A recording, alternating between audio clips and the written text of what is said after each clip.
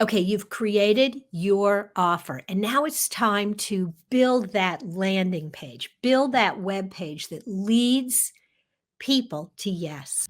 Things to keep in mind as you're constructing the design of your page. You want a great headline, a nice image that captures people's attention, or a video, and then a large call to action and a sign up form. If there's room, you can put a testimonial. Another way to look at the page, I like this version better. And the reason I like this version better is because there's a prominent CTA.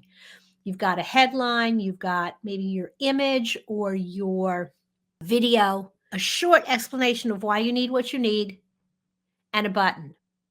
Not convinced? There's more information. And then further down the page, there should be another call to action. What does this really look like?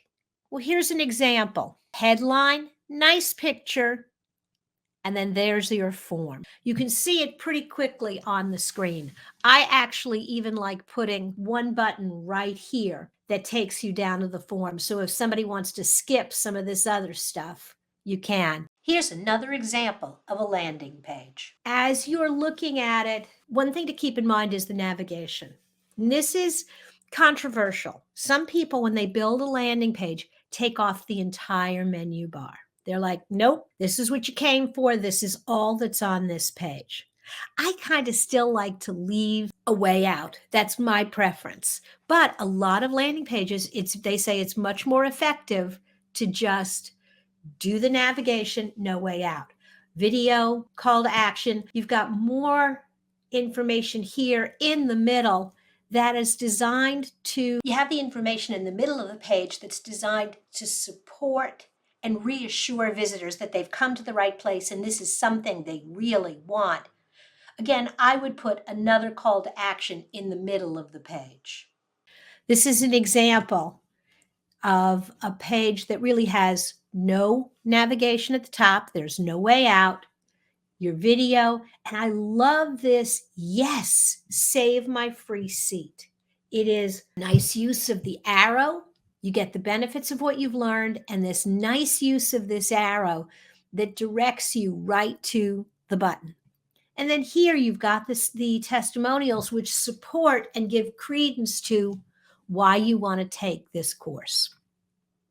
When it comes to designing pages for downloads, whenever possible, less is more. You tell me this is what you're getting, sign up. The thing I really like about this page is on a mobile device, you're going to have the form and the picture is going to drop down below. This was really a well-designed form or well-designed landing page.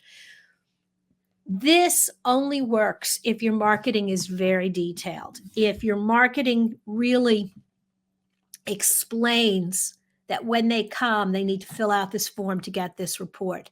If I come from just a little ad that just talks about the cloud software deployment survey, I may or may not grab it if I don't really know what the report is. But if this is a second tier from somewhere else on your website where you've already talked about it, this is very powerful. The things I love and hate about this page, it's a little busy and it's a little overwhelming, but it does a fabulous job of here's the benefit, boom, fill out the form. There's no question what you're supposed to do on this page. I mentioned it earlier. I want to say it again. When you are designing landing pages, remember that a lot of people are not going to view the page on desktop. They're going to view it on mobile.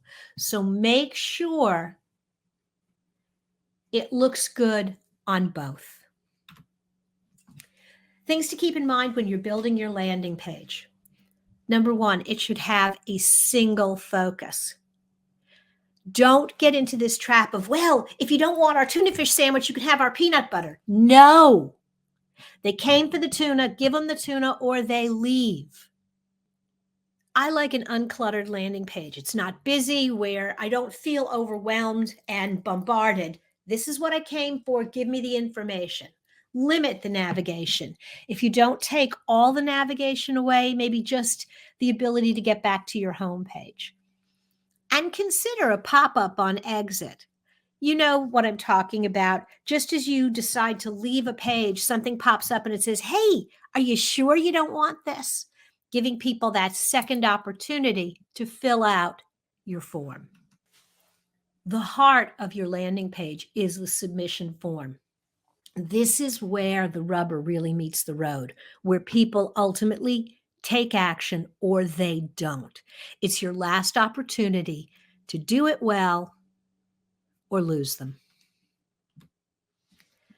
Keep your submission forms short. Little bit of info, give me your email, get the guide. You need to decide up front what you really need. Here are two different examples. This is an exclusive offer. I need your first name and your email, or I need your name, email, phone, and Facebook page. Every line that you add to a form reduces the number of people who will fill it out. The more information you ask for, the less responses you're going to get. And this goes back to way in the beginning. Are you trying to build your email list, or are you trying to narrow your audience just to the people who are serious? In this instance, new subscribers, first name and email, perfect. These guys are asking for a lot more information. However, they're giving away a higher quality product. They're not giving you just a little guide. They're giving you time. They're giving you a free Facebook ad evaluation. And so if you want that more valuable, more personalized service, you've got to give me more information. The result, they will get fewer people here than they got here. But the people who fill out this form are serious. They're willing to give your email and phone number and a link to their Facebook page so you can stalk them, learn about them, and decide, are they really worth talking to? Is this a good potential customer? When you create your form, you want to command action. So on your button, your call to action, 1 to 3 words, all caps, and it should be click now, not click now. I get it. You've been taught all caps are rude. When somebody sends you an email in all caps, it feels like they're yelling at you. But you have just created an offer, spent money on ads to drive them to this page. It's okay if you shout a little. When you're looking at your button style, remember, you want to be all caps and you want the button to be a color that stands out on your website. You can choose a color that really doesn't exist anywhere in your branding, or perhaps one that does, but still, again, stands out against the background. One of the other things that you can do is go really large. In this size, your button is about half the size of the overall box. I like that. A lot of people go with the smaller ones that are 1/3. Remember, this is your anchor. This is where you're trying to grab their attention, and there's nothing wrong with doing a button that is 2/3 the size of the box, that screams, take action, and leads me to the next thing to consider. When you're building a form, words matter. Select words that command action. Tell me exactly what I'm supposed to do. Find this, get started. Other words that command action: click, register, go. The thing I like about register versus click or go is it is telling me specifically what I'm signing up for. Consider words that promise a benefit. Get the case study. This particular text is a little long. Why? Because it's 5 words. There's no reason why this couldn't just say, get the case study. Now is implied. Of all the words that you can choose on your submission button, the one word you never want to use is the one that's almost always the default in the form build. Submit.